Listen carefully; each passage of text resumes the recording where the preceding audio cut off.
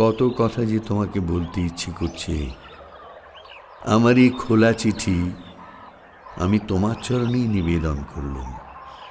ভাষার গভীরতায় তোমার আশীষ সে নাও পেতে পারে, কিন্তু তোমার এই অপরূপ রূপরাজি আমার হৃদয় বাসরে যে মূর্ছনার সৃষ্টি করেছে, তা আমার এই অবিশ্রাম লেখনীতে অঞ্জলি ভরে তোমাতেই অর্পণ করলুম।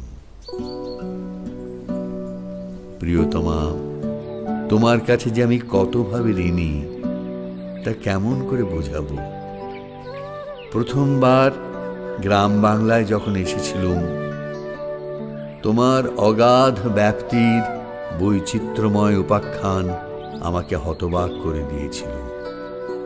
এই গাছপালা, নদী, মাঠ, কোলাহল, নিস্তব্ধতা, প্রভাত সন্ধ্যা সমস্তটা শুদ্ধ দুহাতে আঁকড়ে ধরতে ইচ্ছে করত।